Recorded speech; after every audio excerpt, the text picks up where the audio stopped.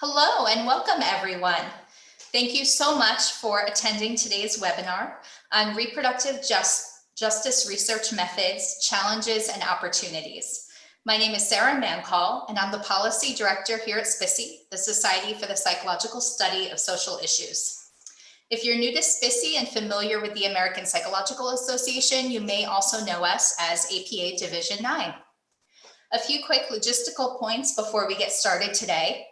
On the screen, you should see and be able to hear from each of our panelists. Since this is a Zoom webinar, all attendees are in view and listen only mode.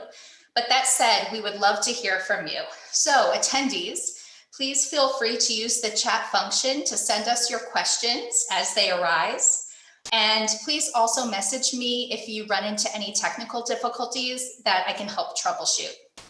I would also like to mention that today's webinar is being recorded and will be posted to SPICY's YouTube channel afterward. Please note that only the speakers' videos and audio feeds will be on that. The chats will not be posted to YouTube, so you don't need to worry about that. And now for our main event. Our host and moderator today is Dr. Asia Eaton. Dr. Eaton is a feminist social psychologist and associate professor of psychology at Florida International University. She is a member of SPICY's Council, chairs SPICY's Communications Committee, and also served as an editor for the special issue of SPICY's Journal of Social Issues on the topic of reproductive justice. Dr. Eaton, the floor is yours. Thank you so much, Sarah, and welcome everyone. Thank you for joining us. So as Sarah said, I had the privilege over the last few years to edit a special issue of the Journal of Social Issues on reproductive justice. And I did it along with Dr. Dion Stevens, who's also at Florida International University. And we wanted to build on the opportunity the special issue provided by hosting this live webinar and inviting some of the contributors to discuss their research and their perspectives on reproductive justice. And we have three contributors with us, Doctors Patrick Grzanka, Yanshu Huang, and Shelly Grabe. I'll start with Yanshu, who contributed a paper to the issue titled "Breast is Best, but Where? Hostile Sexism Underlies Men's Opposition to Breastfeeding in Public." Yanshu is a researcher with the ARC Life Course Center and the Institute for Social Science Research at the University of Queensland. She has research expertise in gender role attitudes and attitudes towards reproductive autonomy. Prior to joining the LCC and ISSR, she completed a PhD in social psychology from the University of Auckland, working with the New Zealand Attitudes and Values Study. She was also a postdoctoral research fellow at the Public Policy Institute at the University of Auckland. Her current research interests include examining how adverse or significant life events contribute to adolescents' psychosocial outcomes. And she's joining us from Brisbane, where it's 9 o'clock in the morning. Next, we have Dr. Patrick Grzanka, who uses the pronouns he, him, his. And Yanshu, maybe you could introduce your pronouns once we have a minute, and Shelly, the same for you. Patrick is an associate professor of psychology and chair of the Women, Gender, and Sexuality Interdisciplinary Program and director of the Social Action Research Team at the University of Tennessee's flagship campus in Knoxville. Grzanka's interdisciplinary work explores intersecting dimensions of social inequality with a focus on race, gender, and sexualities. He uses theory and methods from sociology, science and technology studies, and women's gender and queer studies to inform critical psychological research on how social institutions produce and reproduce harm, violence, and inequity. And he's joining us from Knoxville, Tennessee, in the US. Dr. Shelly Grabe is a professor in social psychology at the University of California, Santa Cruz. She's coupled her interest in structural inequities, gender, and globalization with her academic training to work in partnership with grassroots organizations in Nicaragua, Tanzania, and now Peru. Tanzania, excuse me. These research projects center the activism of women who have limited structural power in society. She identifies as a scholar activist and is committed to exploring how the study of gendered social structures can be practically relevant and foster social change. And Dr. Grabe's contribution to this special issue is titled Reproductive Justice, the Role of Community-Based Organizational Participation in Reproductive Decision-Making and Educational Aspirations Among Women in Nicaragua. Dr. Grabe, could you tell us your pronouns? She and her. Okay, thank you. And Dr. Grzanka's contribution to the special issue is titled Reproductive Anxiety and Conditional Agency at the Intersections of Privilege, a focus group study of emerging adults' perception of long-acting reversible contraception. And last, if we could, Dr. Huang, get your pronouns. She, her. Okay, thank you, perfect. So with that, I guess we'll begin. My first question to the panelists is on what reproductive justice means to you. So according to the Sister Song Women of Color Reproductive Justice Collective, reproductive justice is defined as the human right to maintain personal bodily autonomy, have children, not have children, and parent the children we have in safe and sustainable communities. But what is your understanding of reproductive justice?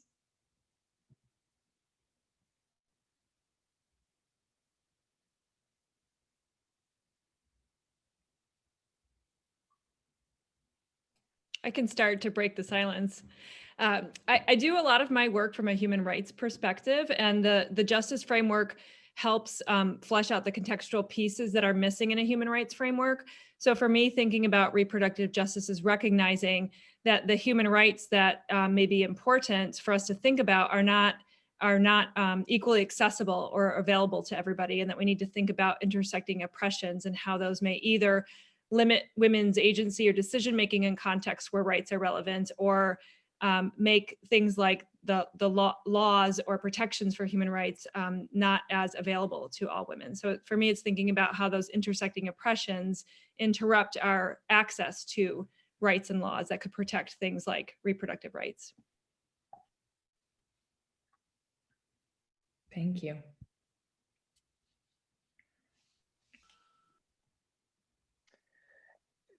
As Dr. Grabe unsurprisingly has invoked intersectionality within the first moments of our conversation, I think for me, intersectionality and reproductive justice are in many ways one and the same. And so in my work, I think I have used reproductive justice both as an analytic framework for thinking about the unequal distribution of life chances through the lens of intersectionality, specifically the ability to engage in practices that reflect reproductive autonomy, sexual and reproductive autonomy, and also an ethics. So not just a detached scientific perspective, let's say, but also this commitment in and through reproductive justice work to connect scholarship to social transformation, and to keep that human rights paradigm at the center of what we do. Yeah, I'd like to echo what the others have said. Basically, in my perspective, it really highlights that choice is not necessarily a choice.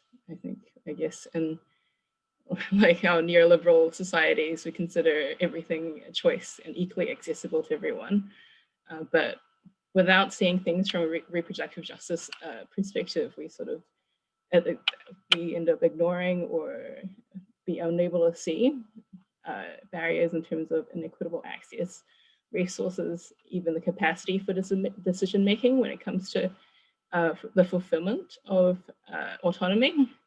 I think in terms of the priorities I sort of have, I am like very conscious of, I guess, resource-based and institutional-based barriers that exist in access in healthcare, whether it's inefficient policies or unresponsive systems or culturally unsafe or prejudicial beliefs, or just simply, well, not simply, but like also physical barriers that exist in terms of accessing healthcare.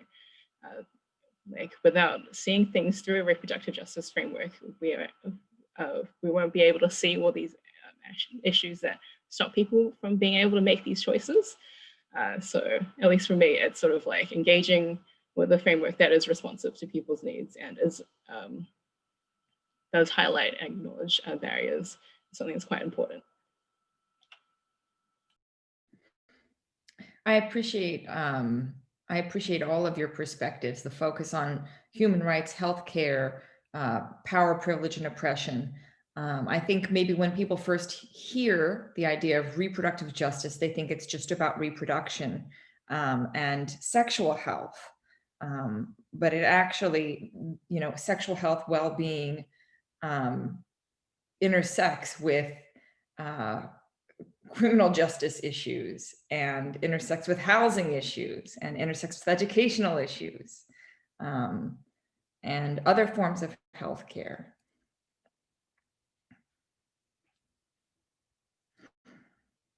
Let me ask next then, and to the audience, please feel free to type in the chat box if you ever have questions for the panelists or you want them to expand on something that they've mentioned.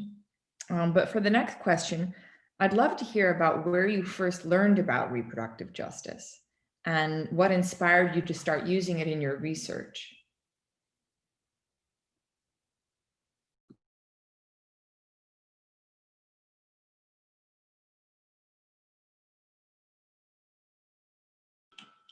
I can go first. I discovered reproductive justice during my PhD studies. So I only just completed that about a year ago. And I had done research on, I guess, reproductive rights for several years at that point. I'd done studies on people's support for legalized abortion in the New Zealand context for my honours and master's theses, and my intention was to extend on that for my doctoral dissertation. But as I was sort of engaging with the material, the research more deeply, I discovered that the conception of reproductive rights is not necessarily responsive to the actual needs and rights or reproductive freedoms of people who are trying to practice their reproductive autonomy. And so, to be honest, I didn't discover it until quite late in the game. So I'm still quite a newbie at it, but I found engaging with the theory for my doctoral dissertation, and in particular, this particular special issue, which actually challenged me to reflect on my own research a bit more. It sort of allowed me to explore the more seemingly mainstream findings of my research and consider the context, how the context may mediate not only my understanding of my research, but also the conclusions that I make from its findings.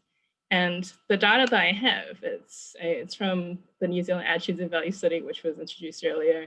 It's already collected, well, halfway through a longitudinal study. And the data itself is such a powerful tool for examining social attitudes. And it's quite like a traditional way of examining social attitudes and social psychology.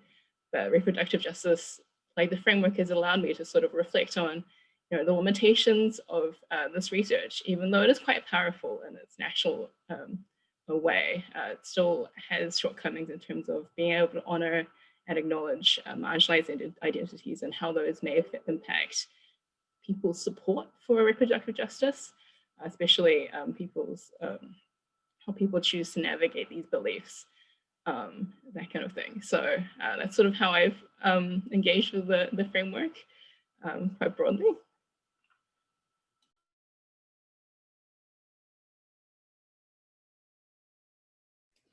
I can go next.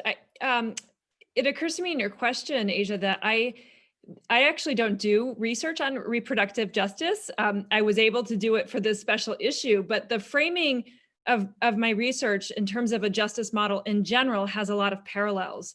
And my work kind of happened on accident. I was trained as a mainstream clinical psychologist doing family therapy and systems work. And I came to do community-based research as a way, honestly, I think I had like more than one foot out the door of academia and started doing scholar activism. And I had the skills that a researcher has to do like legitimate scholarship, activism, partnership. And in those partnerships that began in Central America for me, the grassroots activists had a very intersectional lens that they applied to human rights. The way that the human rights discourse was operating in that social movement is very different than the way it operates in the United States. And so some of that framing was there from the beginning for me in my research, because I learned it on the ground from women activists rather than learning it in academia. And then when I started my position at UCSC, I designed a course on women's bodies. And I knew I wanted to have a unit on what I then considered reproductive rights. And as soon as I got in the literature, I immediately got steered toward the reproductive justice framework and was very intentional in thinking about the students at UCSC and the framing that I wanted to give them and why. So mine kind of happened in reverse. And the special issue call was a really good fit for me because the work that I've been doing with these activists was really comprehensive. And even though our primary research question was not going after reproductive justice issues, because their work is so intersectional, we had collected all of the data that could speak to this issue, even though that wasn't our intention at the outset. So there's a lot of synergy in getting there. I do reproductive justice scholarship now, and it's very closely tied to my activist life and identity, which we can talk about later. But I encountered RJ initially through relationships with activists. I wasn't as involved, let's say, directly in the activism as Dr. Grabe was. I was a supporter, a friend who was attending events in Washington, D.C., for organizations like HIPS to support independent sex workers. And it was through relationships with graduate students in American Studies and Women's Studies at Maryland, the University of Maryland, who introduced me to RJ. And even though I wasn't doing sexual and reproductive health research at the time, I wasn't, trained as a sociologist of reproduction. I was learning some of the ideas and the literatures by virtue of these relationships, like frankly, interpersonal relationships, friendships. I was thinking about the first time I met Juana Rosa Cavero and others who, they were the first people activists who were friends of friends who used the term, and those were the first times I encountered it. But fast forward to when I got my first job at Arizona State, and I was working on the first edition of my book, Intersectionality, a Foundations and Frontiers reader. I wanted to have RJ scholarship featured in the book. And that's when I started to kind of stitch things together intellectually for myself. Dr. Elizabeth Cole, past president of SPICE, a name who's going to be very familiar to many of the people on this call. Sort of everybody knows that Liz has done work on intersectionality. Fewer people know that Liz has been doing work on reproductive justice for her whole career, including co-authoring a book about abortion issues 20 years ago, and theorizing coalitions as a model for intersectionality through women of color activisms, including reproductive justice. So when I was doing my research for the book, I found my psychological self had something to do with RJ as well. And so I would say over the course of the past decade, my work has actually been able to integrate the reproductive justice framework explicitly as I have come to explore questions of social injustice in Arizona, and then again in Tennessee. So yeah. It was not something I would have predicted. I didn't go to graduate school to study RJ, and I wouldn't have guessed it necessarily as a cisgender white man. I wouldn't have guessed it, but here we are, and I'm so glad. I feel very fortunate to be a part of the conversation, so to speak, and also this actual conversation tonight. I love that. I'm going to come back to you all also about the issue of scholarship activism and the extent to which RJ requires scholars to engage in this. But for the time being, I'd love to get each of you to describe for the audience how you used reproductive justice in your paper in the JSI special issue, and to hear about your contribution to that special issue.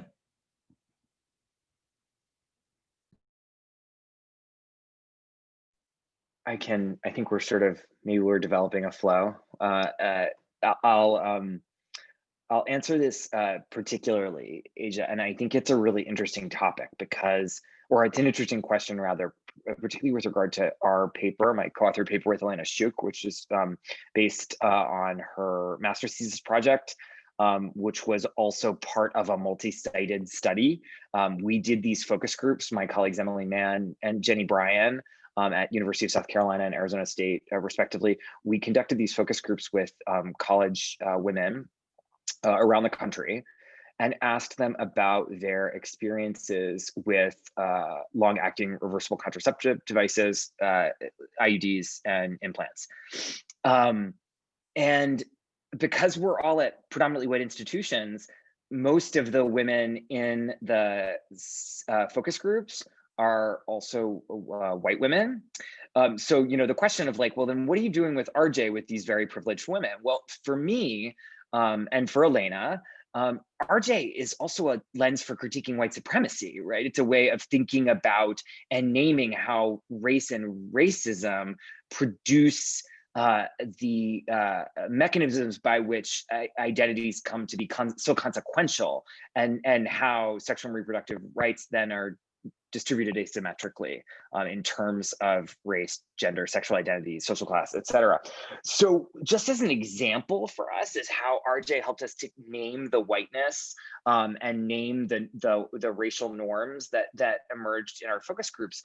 A big topic or a big focus of work on the promotion of the use of long-acting reversible contraception is the idea that American women don't seem to be wanting to use LARC devices relative to the rest of the world because they just don't understand the devices. Like if we just could get women to understand that they're not going to hurt them, that they're so effective, that it's a set it and forget it kind of approach to contraception. Like if people just knew more, they wouldn't choose other devices that are more likely to fail. That's the kind of dominant public health logic.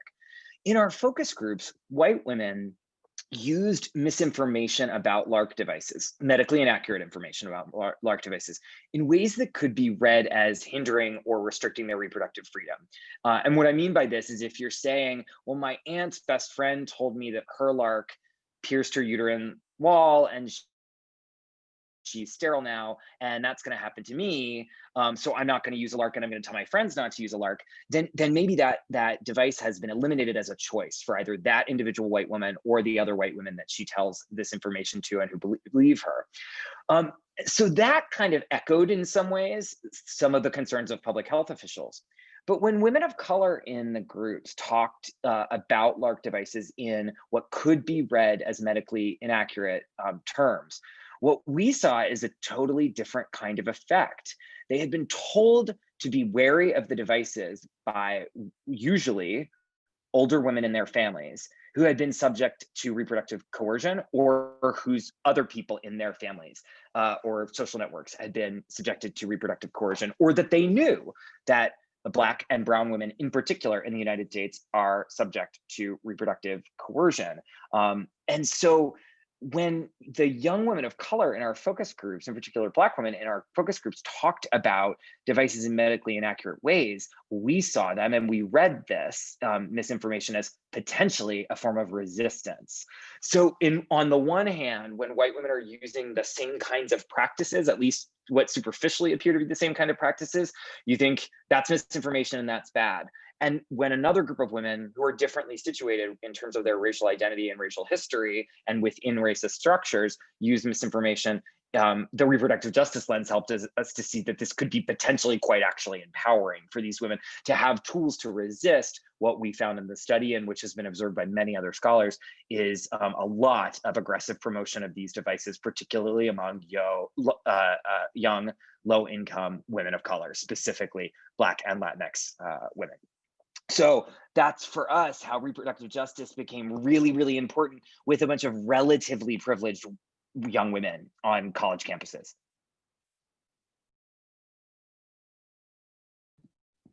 Thank you, Patrick. And I just want to acknowledge that I am looking in the chat box, and I do see a comment from Asha, and I will get to that.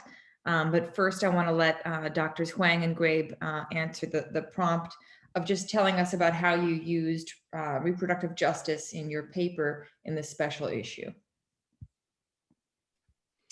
My answer combines some of the prompting you did earlier, Asia, about scholar activism, and recognizing that part of the limitation of a human rights perspective is that it inadvertently prioritized the agenda setting by white women in thinking about how to defend legal rights without recognizing sociocultural contexts.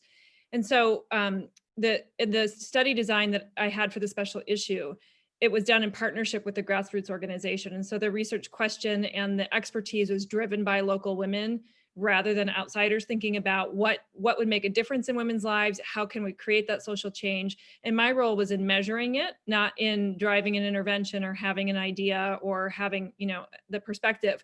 And so what we did was looked at the way that we considered sociocultural context was to look at gendered processes that led to things like women's role in reproductive decision-making with their partners or educational aspiration. And so we really simply wanted to see if engagement with a community organization that had a human rights framing, like a social, like a consciousness raising element to education around human rights, if participating in those workshops actually made a difference on some of those outcomes. And if it did, why? And so what we found was that participation in that organization, some of the outcomes of having that consciousness raising, that exposure to a perspective about women's rights, shifted psychological processes for women related to their own self-esteem or sense of powerlessness. And that drove outcomes related to justice for the women in terms of having them have a greater role in reproductive decision-making and aspiring for more education and thinking about the context of their lives and not just an outcome necessarily related to reproduction.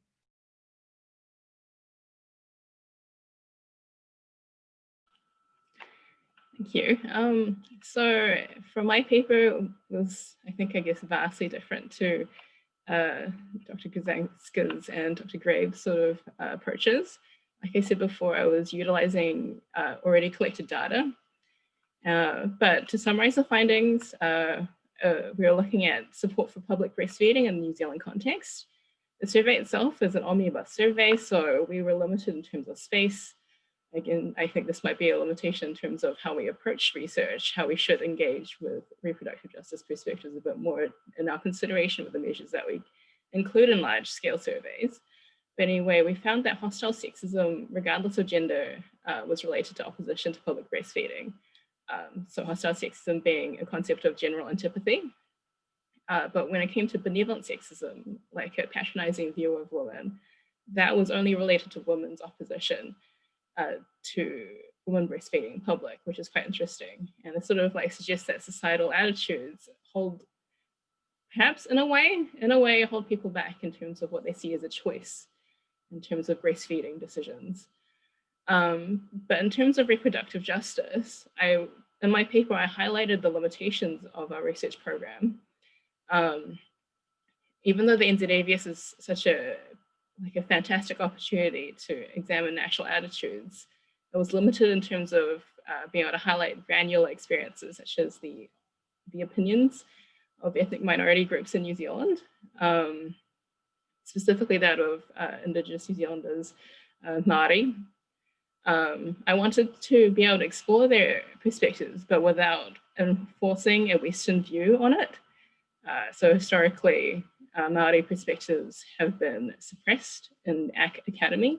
I sort of was conscious of this and I didn't want to contribute to that.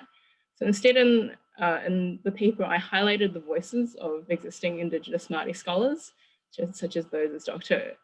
Jade Grabe and Dr. Mara Gulliver.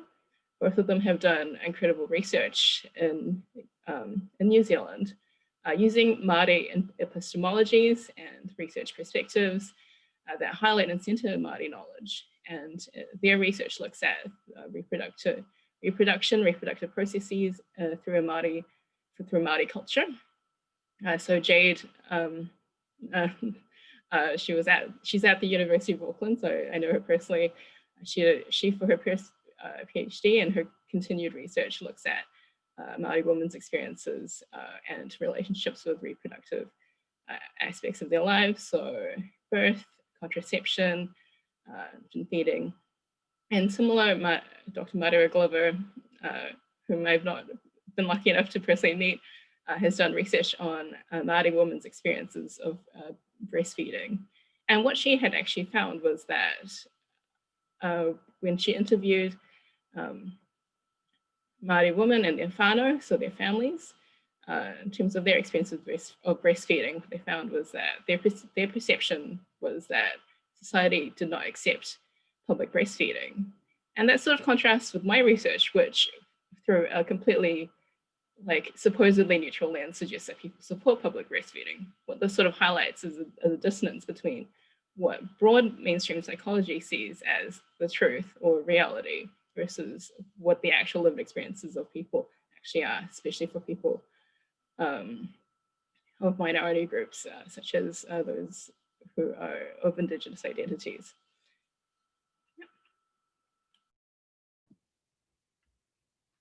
Thank you so much. The next question that we have from the audience builds on what you've all mentioned here. And it's from Asha Daniel. My apologies if I said your name incorrectly, who is the Community Engagement Coordinator at TXPEP, which is a research center in Texas that studies the impact of abortion and family planning policies in Texas. And they ask how reproductive justice impacts how you did the research or how you'll do research in the future. And specifically, Asha asks about the elements of the research process, the questions, planning, incorporating certain data or community folks, how you engaged in qualitative research, how you wrote, what you emphasized, what resources or support you needed or wanted now or then to feel that your research aligned to RJ. And you've touched on this a bit. Dr. Grzanka mentioned that he used RJ to critique white supremacy and dominant narratives about birth control. And Dr. Grabe mentioned using it to determine the questions that she asked about what women need in their experiences. And Dr. Huang mentioned using RJ to understand the limitations of our typical research tools, and also using it to critique dominant narratives. But anything you have to add about the actual methods that you used, and what resources or support you want or need to feel that your research aligned with RJ, that would be great.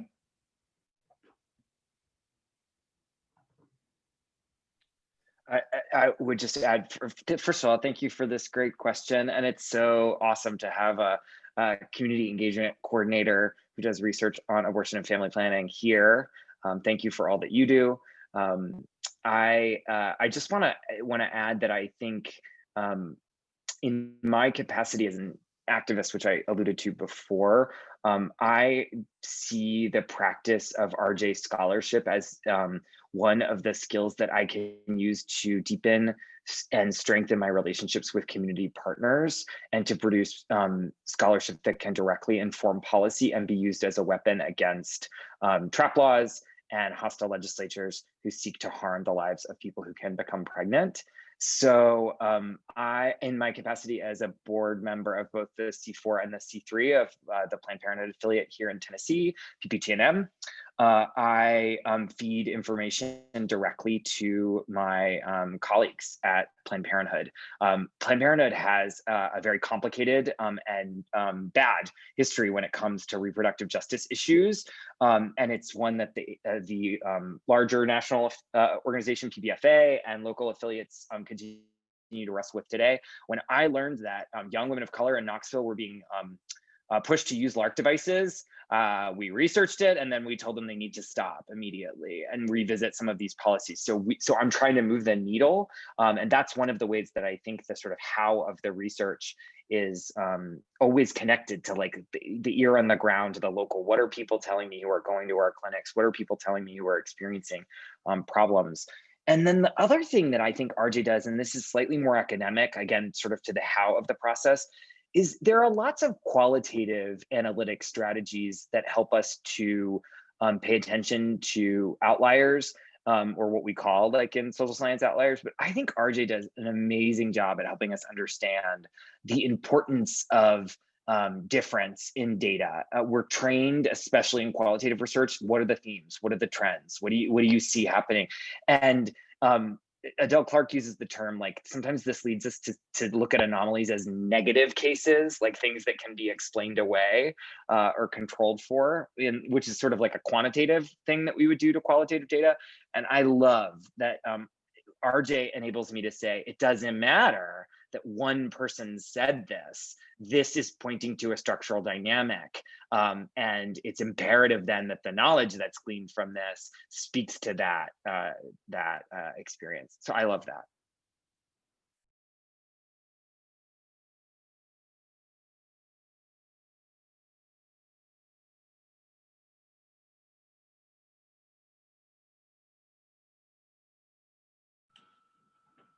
Right. Thank you. Unlike the other people here, I haven't really engaged in terms of the sort of like hands-on sort of grassroots activism aspect of reproductive justice. I have had the experience of presenting my results to, like, it's a very humble experience, but I'd like to share it anyway.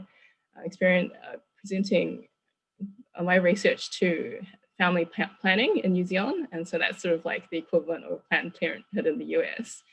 And what I found, like, prior to talking to them, was that there was such an intense interest in like reproductive autonomy research that we hadn't sort of realized prior to them reaching out to us. So I guess it's important to highlight that if you aren't engaging with organizations or activism already, it's important to like either reach out or be responsive to groups reaching out to you. You have no idea sort of their perspectives or how important it is for them to hear what you think and what your research shows.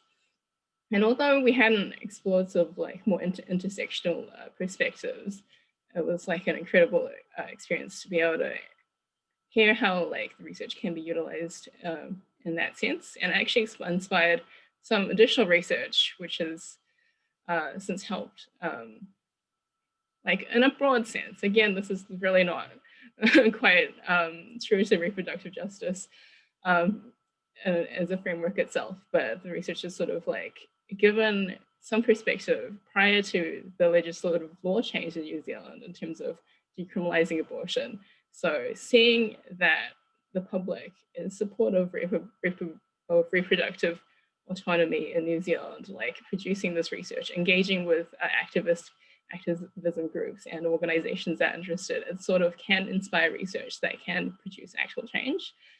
In terms of engaging with qualitative research, I think it's quite incredibly important for people who are really hard quantitatively trained researchers, at least from where I came from, to engage with qualitative research, because it is able to like demonstrate how and what ways processes are happening. I think it's important to consider the incredibly valuable and rich voices that people have in qualitative research. And again, the work by Dr. Jade LeGrice and Dr. Mara Glover are qualitative, and that's sort of like what really emphasized and sort of supported my understanding of the limitations of my own research and sort of guided my perspectives in terms of contextualizing results in New Zealand. I think the only thing I have to add to this piece is about the resources or the support that might be needed. And it occurs to me to think about like what context, if we're working as scholars, what setting we're in and where we are in our career stage. And so, you know, something I might think about as a graduate student is what kind of mentorship you have and how, because in psychology in particular, I don't think we are well versed in mentoring people in methods that go outside of the academy. And I think that when we're engaging in community-based research, there are other maybe informal rules about how to do that responsibly and how to form partnerships that are true partnerships so that people don't engage in data grabbing and burn relationships or burden communities or engage in an exploitative way. So I think that for graduate students, it's about setting and thinking about mentorship in the space or the permission to do that kind of work and getting the support to do it. And then for faculty, it's similar, but also thinking about, are we in settings that give us a long leash to do critical work?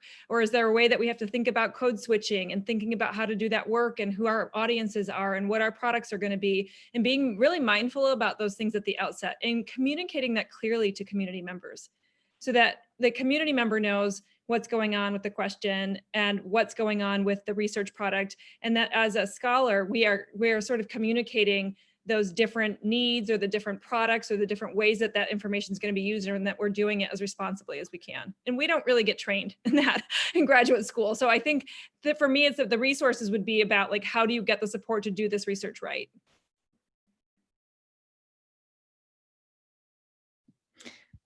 I have so much to say, but I'm going to move on to the next question. We have so many questions from participants, and thank you for that. The next one is, if any of you could speak to the role, if there is one, of the intergenerational transmission of gender-based violence in reproductive justice research, and maybe even communication from older to younger generations about the nature of reproductive rights and reproductive justice and how that might be affected by violence and trauma. And that's from Laura Lopez Ibar.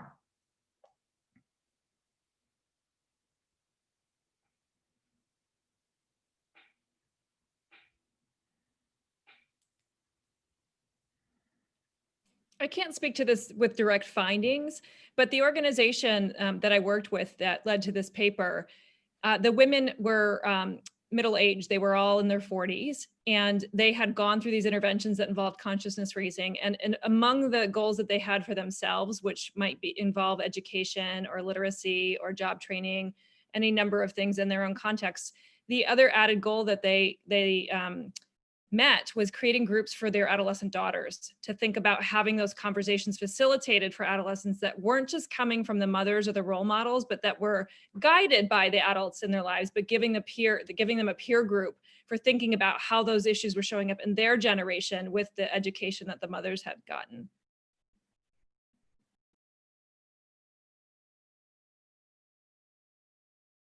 Yeah, it's almost like not to say that I think that you may mean, Laura, something more specific than this, but in some ways, I think reproductive oppression is like always the intergenerational transmission of gender-based violence.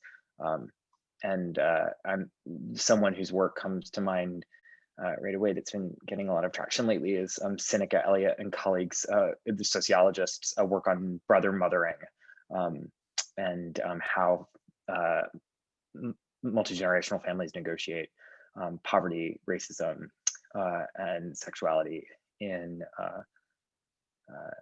violent, low-income, low-opportunity settings.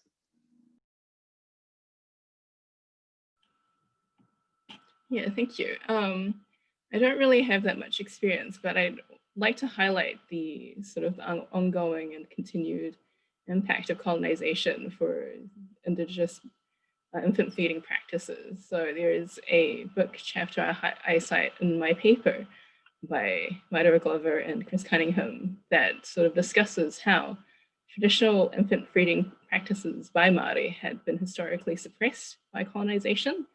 And so in sort of recent decades with sort of revitalization and resistance, Māori women have sort of started engaging with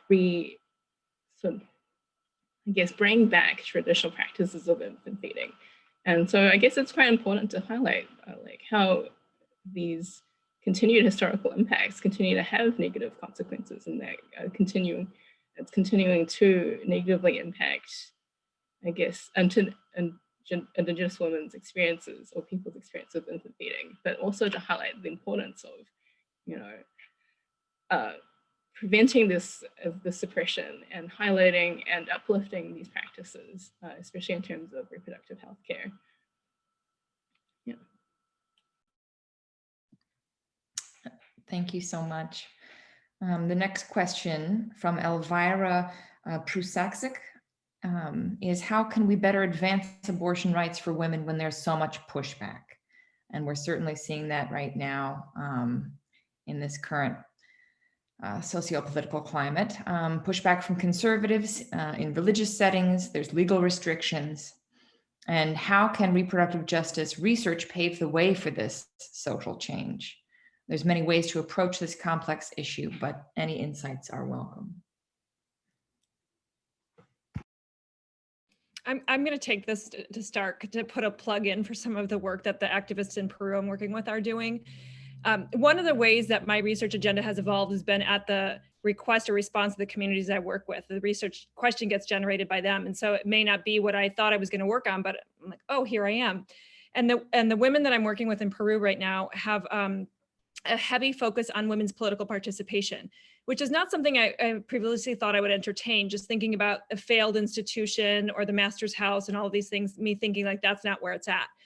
But the women that I'm working with in Peru are doing a sort of multi-sectoral effort to get women trained from a young age. Like, it's embedded in the curriculum. Gender rights are embedded in the curriculum in schools. They are starting new programs to get women gender certificates. They have workshops for public speaking and political education, all with a strategic goal to get a higher number of women into parliament that will legislate from a women-centered agenda. And they're doing it successfully. They have passed laws that are so far ahead of where we are in the United States.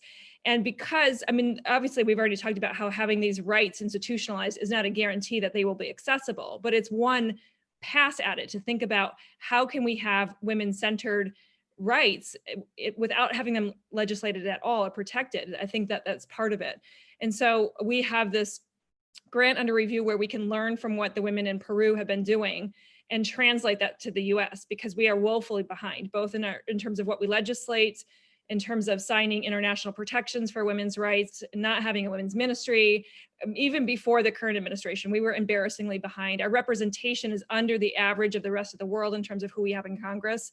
So for me, a broader answer to that question is thinking about how we get young women of color, progressive women in Congress that can legislate from that agenda.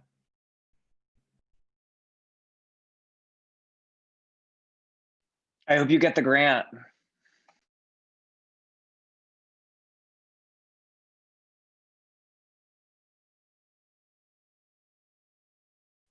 I live, in terms of abortion rights, trap laws, I live in one of the worst places in the world.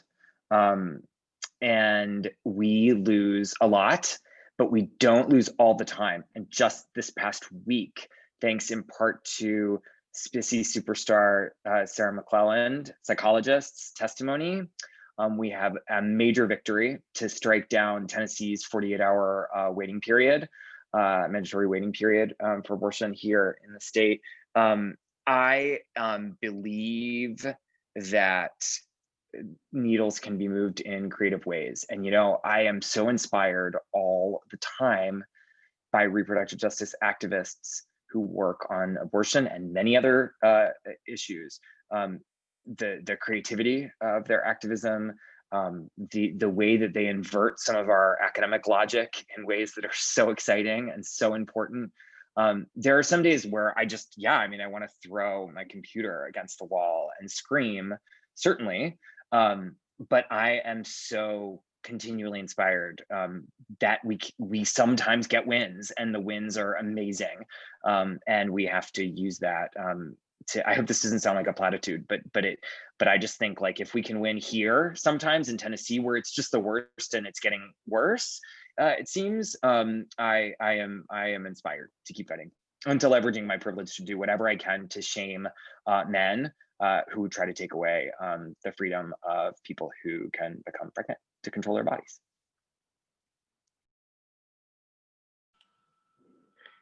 Thank you. I'd like to echo what some of the others have talked about, how it's really incredibly important to have that legislative support that mandates, like reproductive access to be equitable, and also to highlight the sort of incredible, seemingly tireless work that activist groups engage in terms of ensuring better access and more equitable access for women from different, or people from different backgrounds and circumstances across different situations.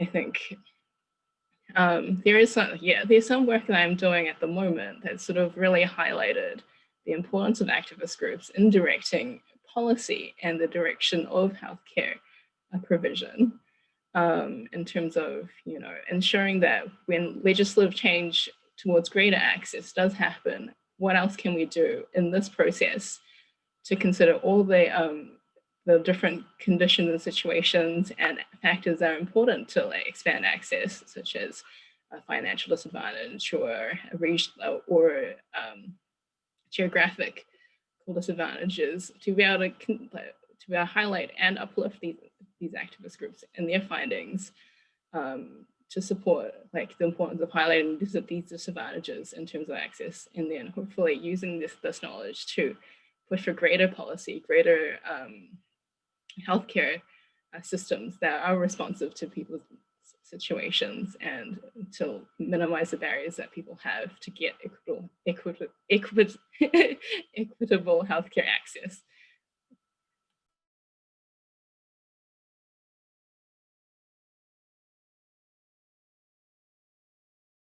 The questions keep pouring in, so we'll just go to the next one. We won't get to all of you, I can tell by the end of the panel.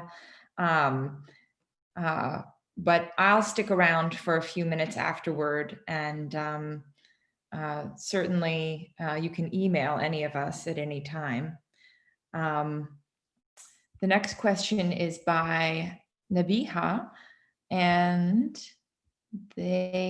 sorry, I just lost it.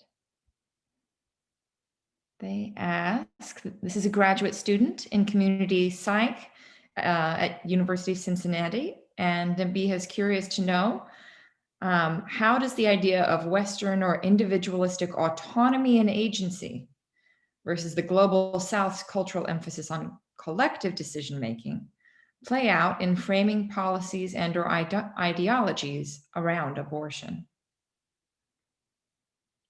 or other reproductive justice issues for that matter?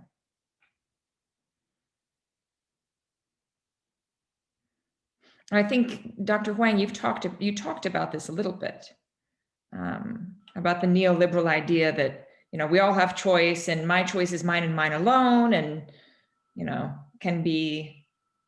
I can make a choice irrespective of my rights and responsibilities to others. Yeah, absolutely. So I guess in a Western context, so I'm speaking from, I guess, a Western New Zealand context anyway, the perspective in terms of reproductive access and autonomy is predominantly the view of an individual's choice. And so I guess a lot of the policy surrounding the recent law change decriminalizing abortion in New Zealand is likely to reflect that kind of perspective. And so I guess it's important perhaps to I'm not that particularly versed in terms of how they've sort of approached it since then, since I've moved overseas, since the law has changed. But I think it's quite important to acknowledge that different cultures have different perspectives of what is important in terms of the decisions that people make in terms of their reproductive decisions. Not particularly well-versed in terms of Māori cultural understandings of infant feeding. So I don't want to, misrepresent people's views, but I think what I've sort of read is that it's important to understand the actual role of reproduction in one's culture. It's not necessarily just your individual choice. It is your connection to your ancestors, to your whānau, to your future and the land that you come from. And so a lot of the sort of reproductive practices that may be within a certain culture aren't necessarily reflected in the policies that are in place with the dominant culture. So I think it's important through reproductive justice frameworks and perspectives to, you know, highlight and uplift these important perspectives. We can't just have this view that everyone's decisions is just their own, and we have to highlight what is important for them. What is important for them may be the entire family's decision or their culture's decision, not necessarily just their decision.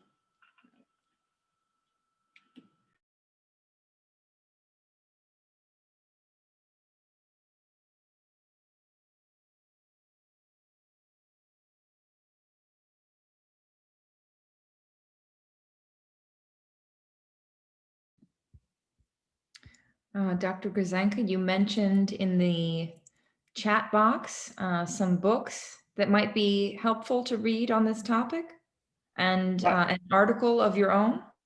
Yeah, and I won't belabor the point, but I think that and Dr. Huang did such a great job sort of articulating why anti-neoliberal theory, a critique of neoliberalism, is really essential, I think, to understanding not only like comparative differences between the global South and the global North or the West, but also the transnational flows of neoliberal logics and how they influence attitudes towards abortion, sexual and reproductive health writ large. I have a paper titled Agency Without Choice with Emily Mann that explores these themes, and then also a new paper in Health Sociology Review called The Age of LARC that theorizes global LARC promotion discourse with a focus on the United States as hegemonic.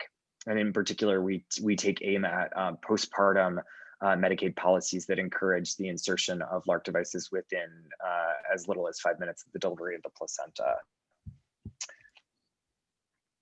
And I think we have time for just one final question, but it's a good one to land on.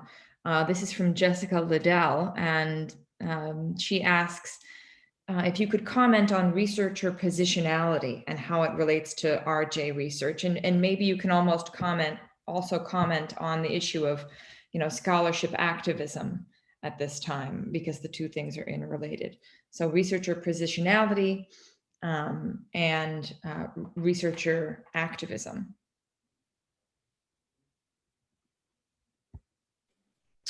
I think for me, one of my practices, one of my suggestions would be that in establishing partnerships, that discussions of positionality and power are part of how one develops a partnership, and that those things are talked about explicitly, and recognizing not just that the different power positions or the positionality may inform our perspectives, but they could also inform the research process and what happens, and that they should to be talked about explicitly so that people understand the different social locations, what's brought to the table through those social locations, and also what the pitfalls might be or the things to look out for as a result of the potential power differences in the relationship. And that should be part of the practice in engaging in community-based work.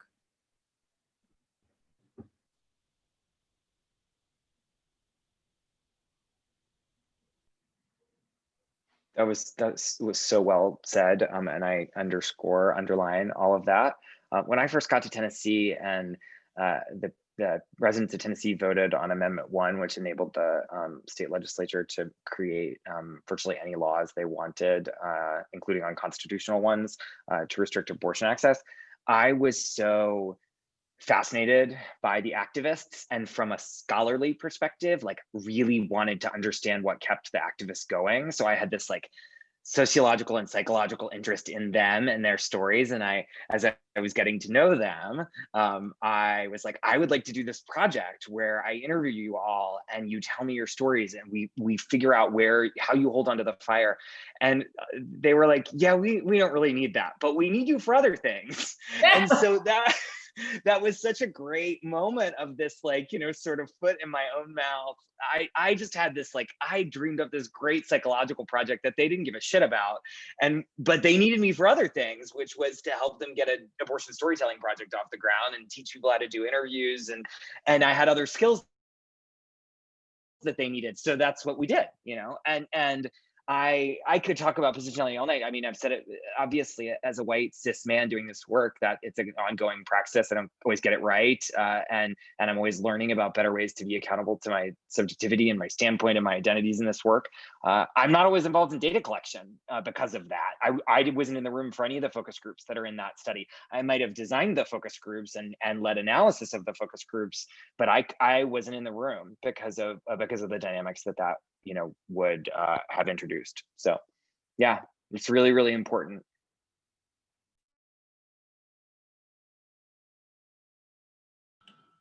I won't say too much since we're sort of out of time, but already Dr. Grzanka, Dr. Grabe have already said everything that's really important. So again, I'd like to highlight the sort of the privileged position that I'm in like knowledge creation. So like oftentimes I have to reflect on exactly what kind of harm I could do with my own research and to ensure that what I'm creating isn't harm, but uplifting and enhancing perspectives that have traditionally been suppressed. But thank you.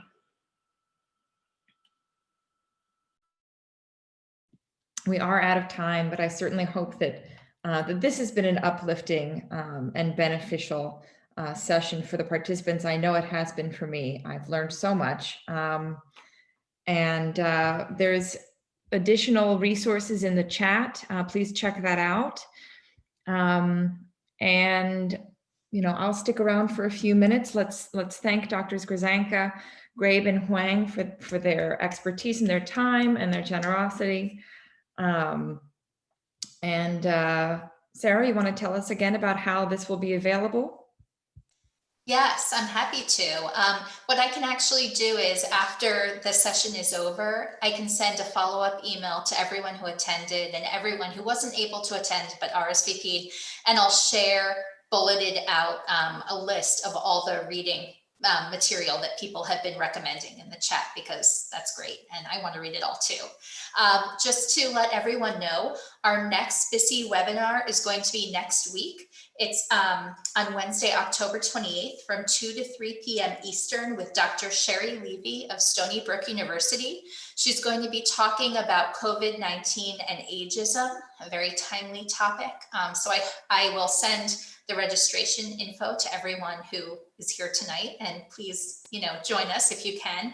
I'll stop recording, but we'll stick around so that if you all have any additional interactions with Dr. Eaton or the other panelists, you can feel free to have those.